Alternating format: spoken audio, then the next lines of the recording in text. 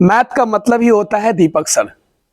अगर आप गणित में बहुत अच्छा मार्क्स लाना चाहते हैं, आपको दिक्कत है, अगर आप ऑनलाइन नहीं समझ पा रहे हैं, ऑफलाइन में आपको अच्छा से देखना है, टीचर कॉपी चेक कर रहा है या नहीं कर रहा है, आपसे कैलकुलेशन बन रहा है या नहीं बन रहा है, अगर ऑफलाइन की दुनिया में आते हैं तो इससे बढ़िया ऑप्शन आपके लिए नहीं है।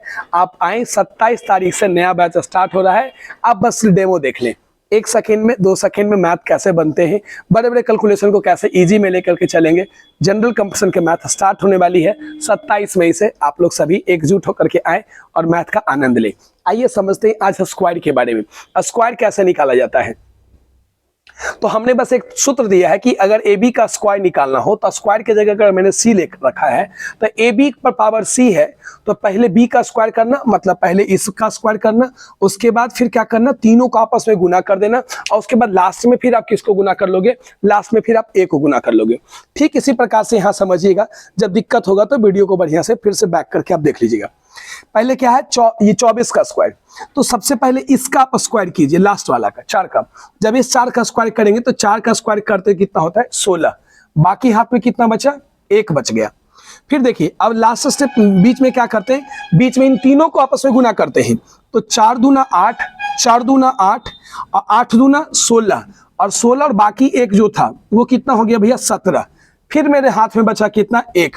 अब इस लास्ट में लास्ट का स्क्वायर, 2 दूना 4 और 1 5, सॉरी 1 बकिया जो था 5, 576। फिर ये 37 का स्क्वायर करते हैं, तो देखिए पहले क्या करेंगे, इस 7 का स्क्वायर करेंगे, तो 7 का स्क्वायर करेंगे तो 49, बाकी हाथ में रहा 4।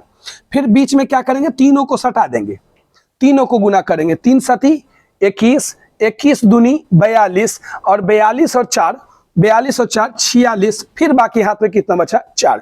लास्ट में लास्ट का स्क्वायर, 3 का स्क्वायर करेंगे तो 9, 9 और 4 कितना होता है बाबू 13, और यही हमारा आंसर हो जाएगा 1369।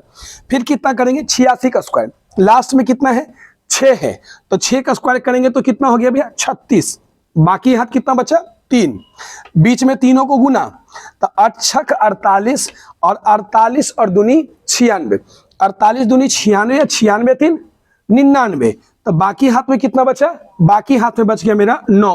अब क्या करेंगे, 8 का स्क्वायर, तो 8 64, और 64 10 74, 74 में से 1 घटा देंगे तो कितना हो जाएगा 63, और सॉरी 74 में से 1 घटाएंगे तो कितना हो जाएगा 73, तो ये कितना हो जाएगा 73 96। इस तरीके से 2 अंक वाले जितने भी रहेंगे, 2 अंक वाले नहीं, 2 अंक हो या 3 अंक हो, कोई भी हो, आप इसको बड़े ही आसान तरीके से क्या करेंगे, स्क्वायर निकाल लेते हैं। 1-2 एग्जाम्पल आपको 3 अंक वाला भी देते हैं। 3 अंक वाले को हम लोग सीखते हैं, तो यहाँ पे भी क्या करेंगे, सबसे पहले इनको क्या करते हैं 2 भाग में बांट देते हैं।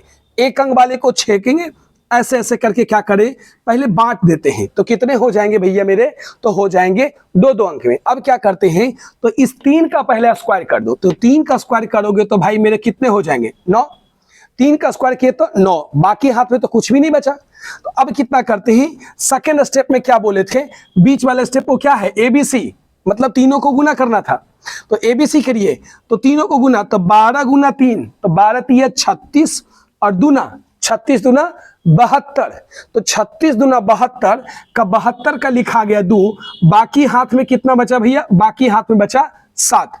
अब 12 का स्क्वायर करेंगे, तो अभी 2 अंक आपको सिखाए थे स्क्वायर करना, और नहीं जानते तो ऐसे याद कर लीजिए, नहीं तो निकाल लीजिएगा। तो 12 का स्क्वायर कितना होता है 144, 144 और 10, सॉरी 7, 144 और 7 कितना हो जाएगा, तो 44 और 6 50, और 1 51, तो 151 हो जाएगा। ये आपका आ जाएगा किसका, तो 123 का स्क्वायर।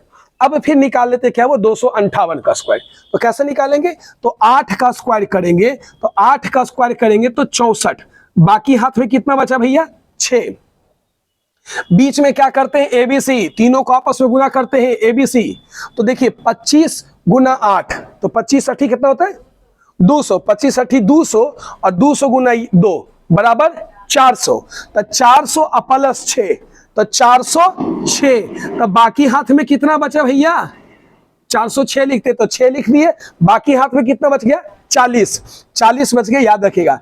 और 25 का स्क्वायर करेंगे, तो आप 25 का स्क्वायर निकालने का एक साधारण सा तरीका भी है, अभी बताए थे कि लास्ट वाला लास्ट का स्क्वायर, बीच में तीनों को गुना, अंतिम में अंतिम का स्क्वायर, यही रूल है, लास्ट में लास्ट का स्क्वायर, बीच में तीनों को गुना और अंतिम में अंतिम का स्क्वायर, यही स्टेप याद रखना है।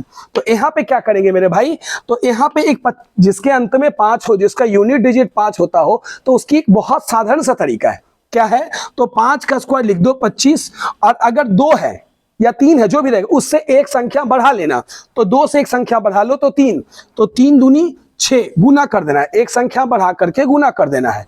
5 का स्क्वायर लिख दो 25 और 2 से एक संख्या बढ़ा दो तो 3 हो जाएगा, और 3 का गुना कर देना 2 से, तो 3 दूना 6, 625।